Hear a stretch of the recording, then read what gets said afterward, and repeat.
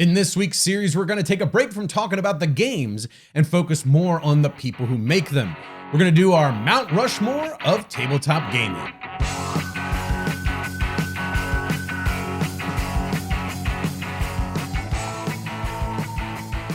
So like every other episode of this that we do, we're going to have completely different ways of sort of going at this topic. I purposefully for this one did not make criteria as to why a person would be on Mount Rushmore, so that everybody could come up with their own reasons why these people's faces were etched into a mountain to commemorate them for all time, right? So I guess we're going to start off every one of them talking about why we put these people on Mount Rushmore. I chose best dressed. Best dressed. Yep, that was my pick. Oh wait, it's supposed to be about gaming. Yeah. That's right. I picked people that make the games I like the best.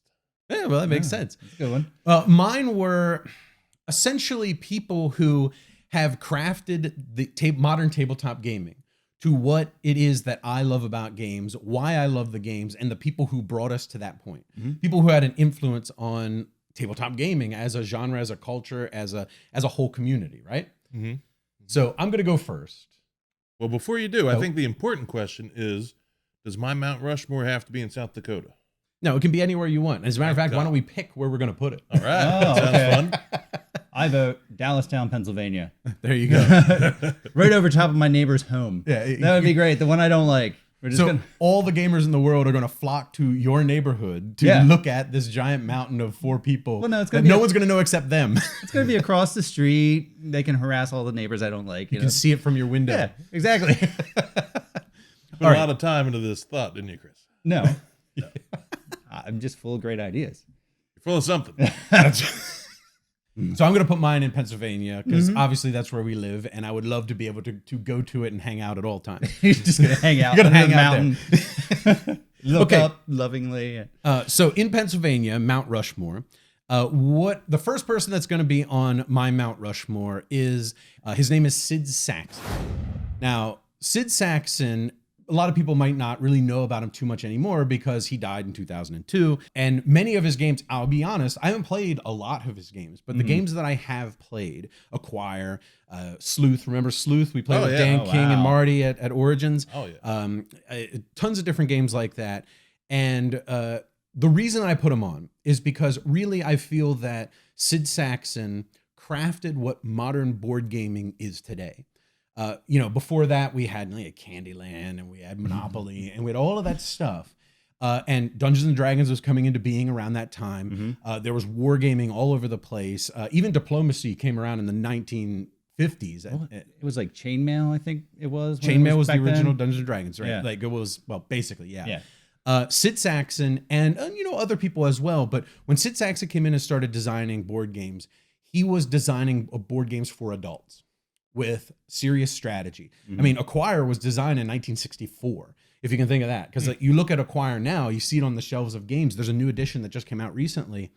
It's a game that you think goes along with all modern board games, right? Because the games are designed in a way that feels like they could have been designed last week.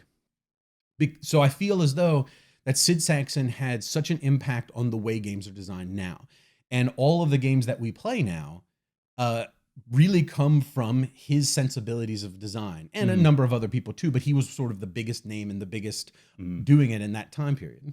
That's great because for a long time, there's a stigma that board games are for kids. Right. Sure. Yeah, definitely. And thanks to Sid and others like him, they make games for adults. And now fast forward to 2018, we're slowly changing the way people think about games. They're not just for kids. Adults can have a lot of fun with them too. Right. And it took like even in the 80s, right? Like Avalon Hill was the big board game design company that was at least close to mainstream for hobby board games for adults. Games like, of course, Axis and Allies, but there was Fortress America, all sorts of games like that were kind of mainstream. They were in the toy stores, but they were for adults. And all of that, I believe, came straight out of the 60s and 70s with Sid Saxon and his peers designing games for adults that felt like modern board games. So Sid Saxon is absolutely my first pick for Mount Rushmore. He would be the first guy on the list. Okay. He'd be George Washington. Yeah, he'd be George Washington. Right, exactly. Okay. Now, the second guy is a more modern fellow who did exactly the same thing, only he brought hobby board games that were for people's trolls in the basement, like we were. Let's not do that again. We got in trouble last time. No. We were the trolls in the basement, just like everybody else. We were the nerds playing games in our basements. This guy, Klaus Traber, who designed Settlers of Catan, brought it to the mainstream. He made a game. Now, Chris, we talked about, even in the videos and on our podcast and stuff, you're tired of Settlers of Catan. You don't want to play it anymore. All that stuff. But I agree. Right. It was the one game that kind of brought it into the mainstream, and got non-gamers interested in heavier games. That's exactly right. And that's why Settlers of Catan is a genius level design. And here's why. Because Settlers of Catan has what mainstream gamers liked about games, or at least thought games were. Dice rolling, randomness. On your turn, you roll the dice. Yep. And it had that stuff, so it made it approachable to people who normally wouldn't play board games, right? Or, adult board games. I thought they were complicated, too many rules, too much, I don't want to think hard. It drew them in because it felt like a board game that they would know how to play. But then it drew in hobby gamers who were like us, nerds in the basement, because it had strategy. There was not a deep level strategy, but it had strategy. It's a little deeper than Monopoly. Right. And it had randomization of like the layout, and it had all sorts of stuff. And it had so much player interaction due to the negotiation and trading aspect of it. So it had something for every single gamer out there, and it brought it to the mainstream. And it's one of the most popular games in the world right now.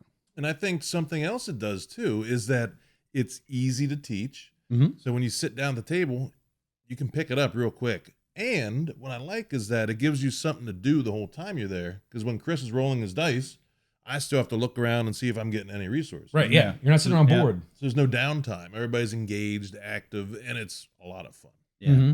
Yeah. And I mean, I have fond memories of playing this game. And I think a couple times I've said, if you like this, let's try something a little meatier and try a game that has a little more depth to it. Sure. And kind of ease people into it. And I think that's what's great about Settlers of Catan. It's fantastic. Yes, I'm tired of it. I don't ever want to play it again. But I see the value of it. Right. And basically, likely was inspired by Sid Saxon, designed a game that is the whole reason that this whole board game boom is happening. So he's a huge impact on everything that we do today, our hobby today. Now, the third person on Mount Rushmore is a person who innovated a game style that took over the world, and for almost, 25, almost 30 years, I don't even remember when it was released, but 25 years at least, has just been a rage, and it gets bigger and bigger every year, and that's Magic the Gathering, Richard Garfield.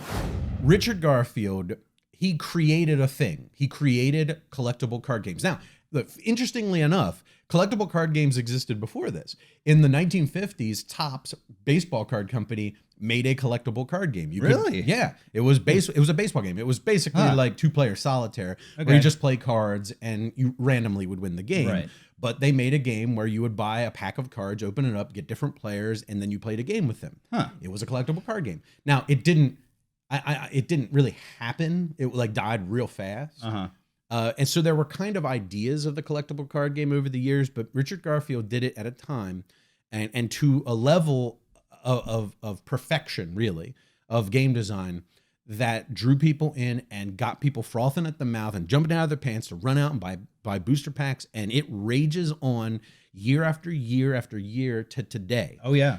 It's the one game where I refuse, as much as I want to play it, I refuse to play it. Right. Because I know the junkie. I was addicted to Magic back in the day. When I was in high school and shortly after, it was just nonstop buying Magic cards.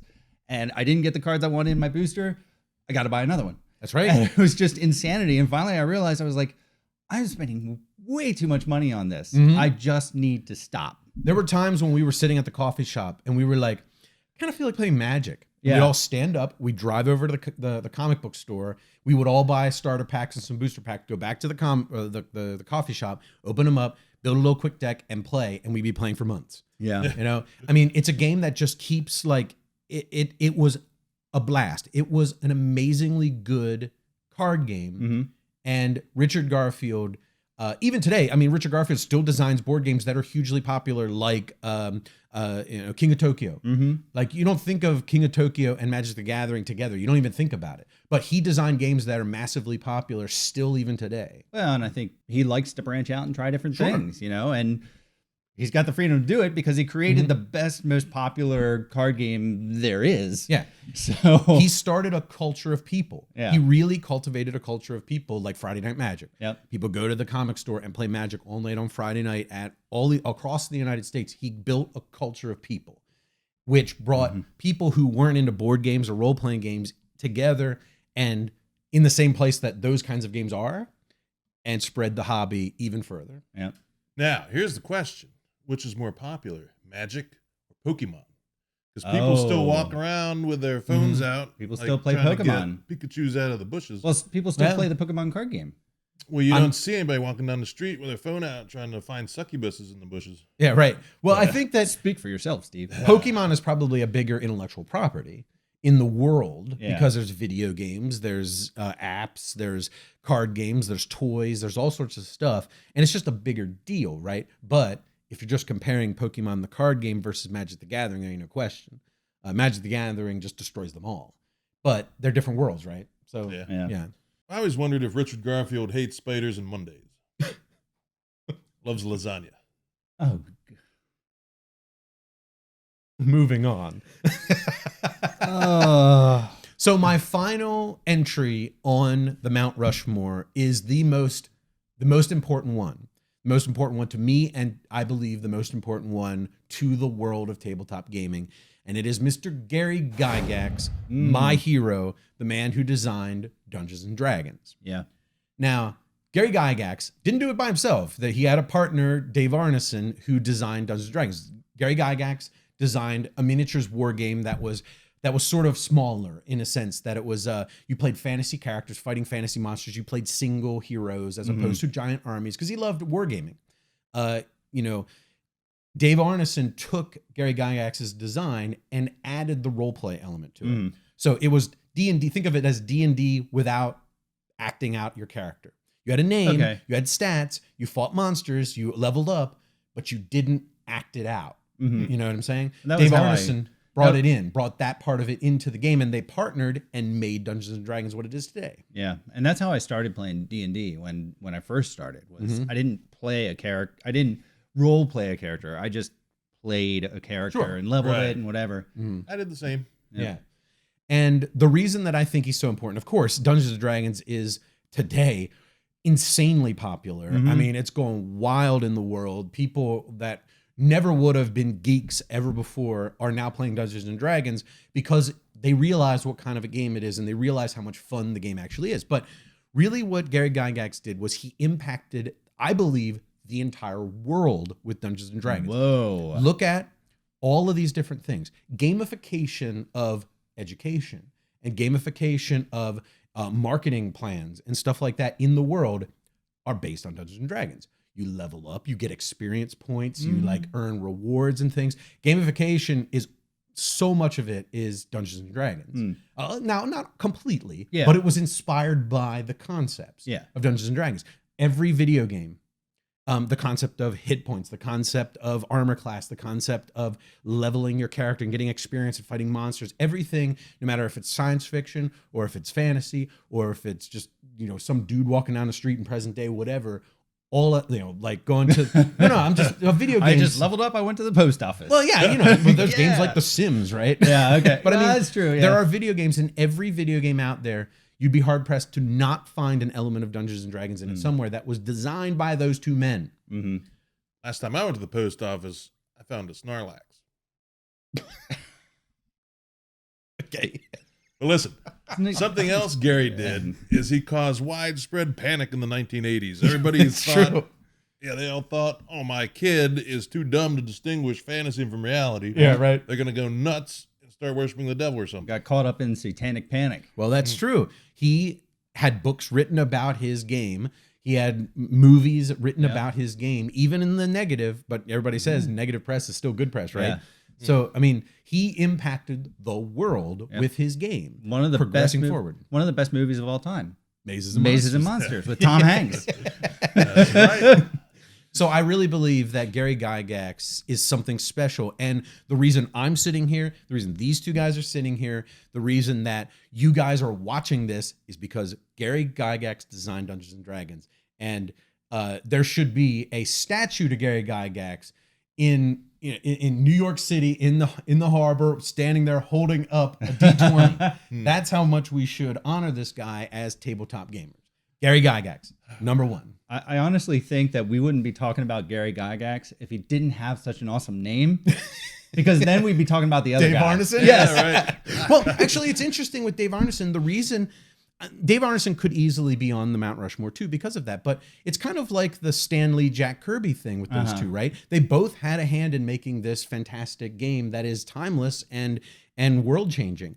But Dave Arneson didn't have the out front showmanship of Gary Gygax. They both did a lot of work, but Gary Gygax was the guy who brought it to the mainstream. I mean, at least he started it. It got to the mainstream after his death, more so, but he was the one that got it to a point where people cared about it. Right. And you know what? Without him, maybe Tom Hanks wouldn't be the big actor he is today. That's true. That was Tom Hanks' big break. Breakout role. Was that before or after Bosom Buddies? Because Bosom Buddies might have done it too. He was dressing up like a woman on TV before that. He must have been going through hard times to do Mazes and Monsters. See, that was groundbreaking too. It was. That's true. It was. You know what? But to answer your question earlier, the reason I'm sitting here is because of the open bar and the finger sandwiches.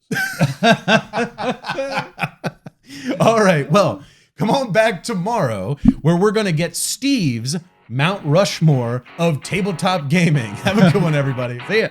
See you later. Thanks so much, everybody. If you've enjoyed this video, please do us a giant favor by subscribing to the channel and clicking that wacky bell icon. If you're into board games, miniatures games, role-playing games, we have a bunch of audio podcasts you might enjoy. You can find those at thesecretcabal.com or on iTunes and Stitcher.